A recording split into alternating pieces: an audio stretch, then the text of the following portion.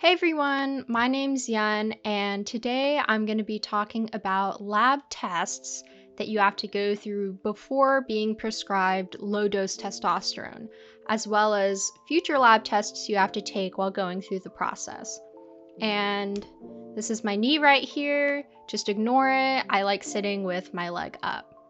So this is a new YouTube channel, and it's mainly so that I can track my low dose testosterone journey.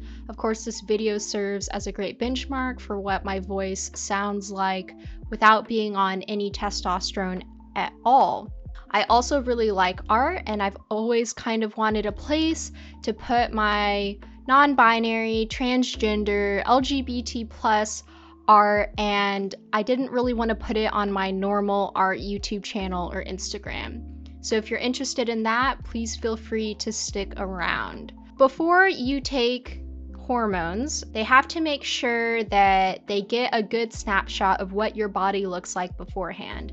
That way they can track changes as they happen and make sure everything's all right. For my specific medical provider, the 3 lab tests I needed to have were complete blood count, comprehensive metabolic, and cholesterol. So it was a non-HDL cholesterol lab test, and other information that came back from those 3 lab tests was my lipid profile. When you are getting these lab tests for the first time, that's not the only time that you'll have to take them.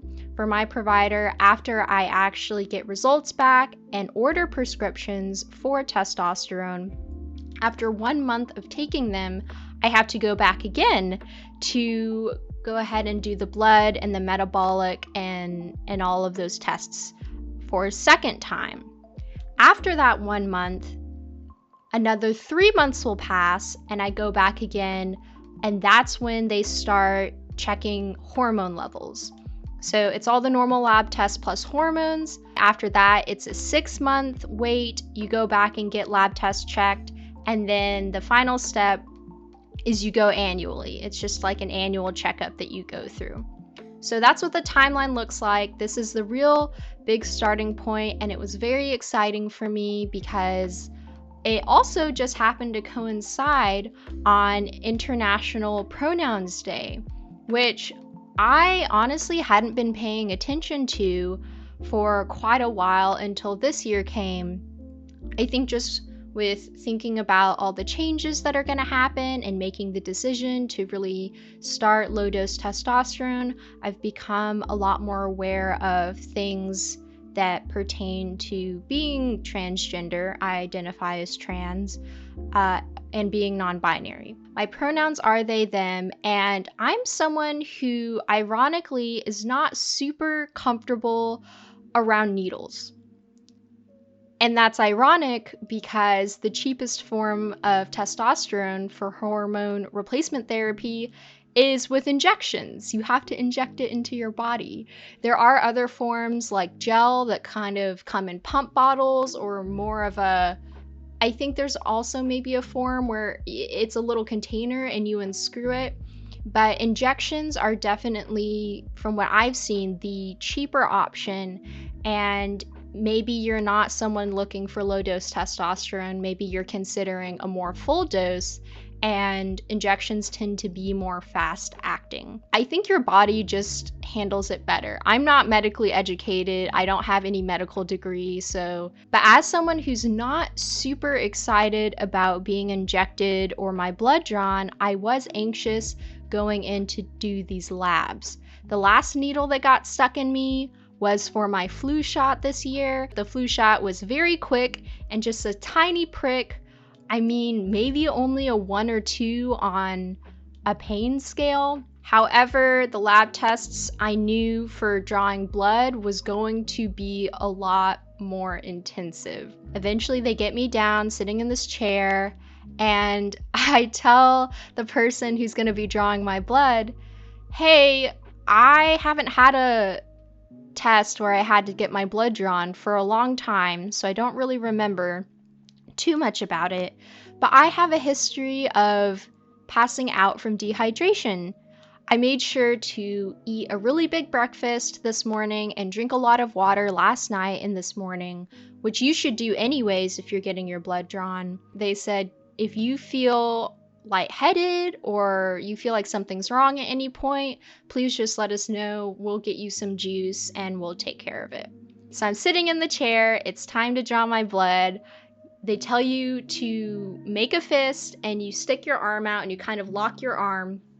And I forgot that they do this, but they actually get a rubber strip or a rubber band and they tie it around your bicep area. I presume to kind of, control the pressure of the blood.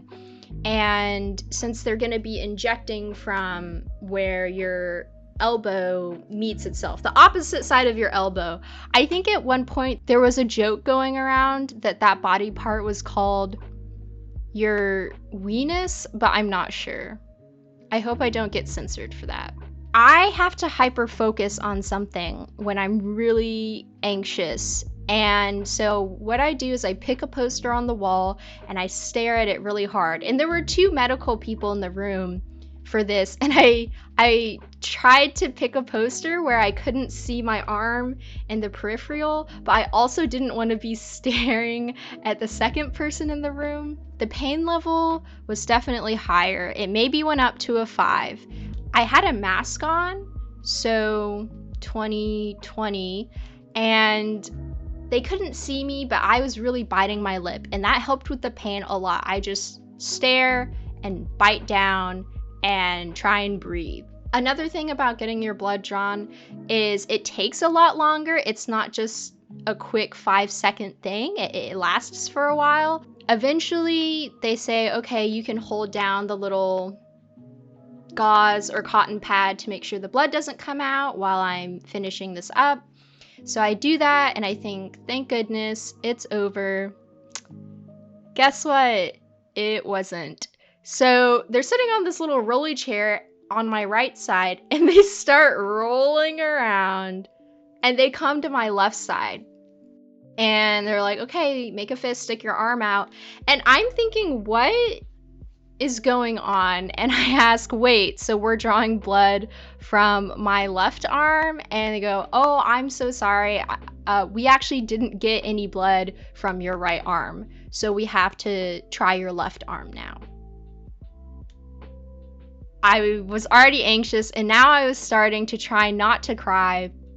But I don't want to be a hassle or anything, so I make the fist, I stick my arm out, they wrap the band around it, they do their thing, and in the middle of it, I'm pretty sure they could tell that I was anxious, and so they were being very nice. They were talking to me. Eventually they say, in the middle of drawing my blood, hey, we're getting blood out of this arm, which is good, so we don't have to do this a 3rd time. I don't know if they would have gone back to my right arm, but thank goodness the second arm worked. Eventually, they tell me I can hold the gauze over my left arm as well. I look down at the tray, and there are these 3 vials, maybe they were this big, of my blood. I was not prepared to see that much of my blood in one place, and looking at blood usually doesn't bother me that much, but I had just never, I guess, seen it collected in tubes before. Anyway, so that's what the lab was. If you've had your blood drawn before, it's probably not any different. Depending on the amount of things your medical provider wants to check, they'll probably draw more or less blood than what I had to go through. And all 3 of the things that were being tested costed $94, and that was without insurance. However, my medical provider is from a public college in the United States, and I'm in Texas, so that price is going to change depending on where you go. Hopefully that eased some of your minds, or was just kind of a fun story to hear about. Of course, as time goes on, I'll be able to make more update videos about actual changes from being on testosterone. Tomorrow, I go into my medical provider to actually order the prescriptions for the testosterone since my results came back. In the meantime, while I'm waiting for changes to happen, I can talk about other things as well, like being non-binary, pronouns, coming out, college, going through counseling. So if you have any ideas, comment below and let me know. Thanks for watching, and hopefully I'll see you around.